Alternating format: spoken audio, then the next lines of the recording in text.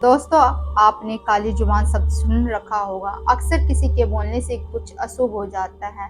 जैसे मान लो कि आप कोई नया काम करने जा रहे हैं और आपको कोई उस वक्त टोक दे, या आपको कोई बोले कि अरे यार, आज तो तूने ये कर दिया, आज तो तुम्हारे घर ये सामान आ गया, तू आज क्या करने जा रहा है। मतलब बहुत से ऐसे सवाल कई लोग करते हैं।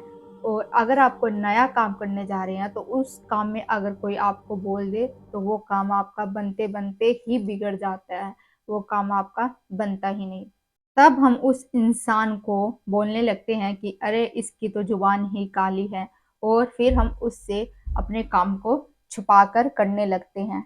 नमस्कार दोस्तों, आज की जो कहानी है वो है लता नाम की एक औरत की, जो कि राजस्थान के एक छोटे से गांव में रहती हैं, जिनकी शादी छोटी सी उम्र में ही हो गई थी।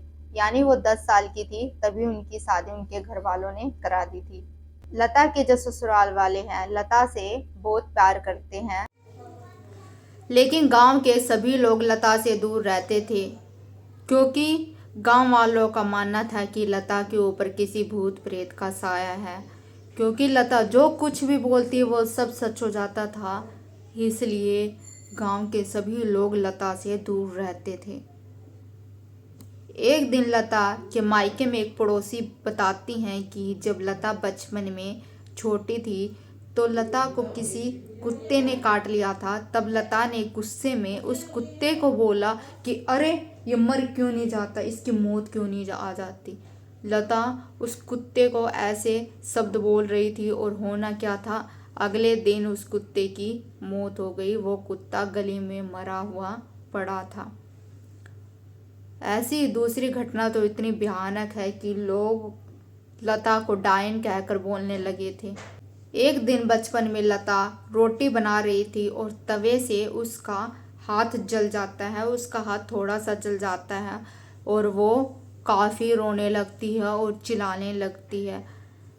तब लता के घर वाले सभी खेत में गए हुए थे, लेकिन उसकी जो बड़ी बहन थी वो घर में ही थी। और लता के चिल्लाने और रोने की आवाज़ सुनकर लता की बड़ी बहन तुरंत लता के पास आती है और देखती है कि लता का तो थोड़ा सा हाथ जला हुआ था, थोड़ा सा, इतना सा हाथ जला हुआ था लता का, और इस पर ही वो जोर जोर से रो रही थी और चिल्ला रही थी। तब लता की बड़ी बहन बोलती है कि अरे, क्या मुंह फाड़ कर रो रही है, इतना सा तो हाथ जला है, इसमें तुम मुंह फाड़ कर रो रही है। तब लता को बहुत ही गुस्सा आ जाता है और लता अपनी बड़ी बहन को बोलती है कि जब तेरा हाथ जले और आग में तू लगे, जब तुझे पता चलेगी कितना दर्द होता है। जब तू आग में जलेगी तब तुझे काफ़ी दर्द होगा, तो पता चलेगा कितना दर्द होता है। लता अपनी बड़ी बहन को ऐसे ऐसे शब्द बोल रही थी, जबकि लता को पता था कि वो जो कुछ बोलती थी सब का सब सच हो जाता था।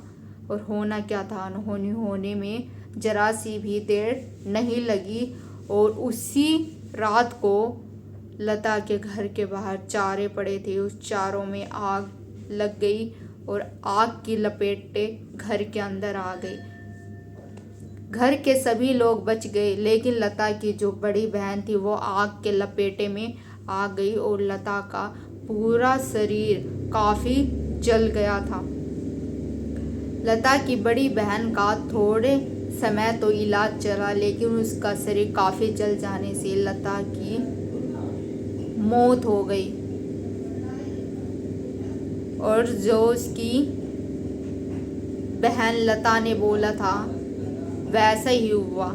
उसने बोला कि उस कुत्ते की मौत हो जाए, तो वो कुत्ता मर गया। और उसने अपनी बड़ी बहन तक को नहीं छोड़ा, अपनी बड़ी बहन को भी उसने गुस्से में ऐसे शब्द बोल दिए कि वो आग के लपेटे में आ गई और उसकी भी मौत हो गई। तभी से गांव वाले सभी लोग लता को डायन और चुड़ैल कहकर बोलने लगे थे, क्योंकि लता जो कुछ भी बोलती सबका सब सच हो रहा था और गांव के सभी लोग उससे डरने लगे थे। वो डरने लगे थे कि लता कभी उन्हें भी कुछ ऐसा ना बोल दे जिससे कि उन्हें भी नुकसान पहुंच जाए। सभी लोग लता से दूर रहने लगे। लता घर की आखिरी बेटी थी, तो उनके घर वाले लता को बाहर भी नहीं निकाल सकते थे, क्योंकि वो आखिरी बेटी बची थी अपने घर वालों की। और लता के जो घर वाले थे वो सभी लता से बहुत प्यार भी करते थे, इसलिए लता को उन्होंने घर से बाहर नहीं निकाला। लता की छोटी उम्र में ही 10 साल की उम्र में ही लता की शादी उनके घर वालों ने करा दी थी। और पेशे से आज उनके पति, लता के जो पति हैं, वो ड्राइवर हैं और लता को रोज़ मंदिर ले जाते हैं ताकि इस काली जुबान से और काली शक्तियाँ लता के ऊपर हावी ना हो, इसलिए लता को रोज़ मंदिर ले जाते हैं। और लता आज भी अपनी काली जुबान के अभिशाप से जूझ रही है। वो अक्सर ही चुप रहती है क्योंकि वो नहीं चाहती कि उसके बोले हुए शब्द से उसके पति या उसके ससुराल वालों को कोई नुकसान पहुँचे।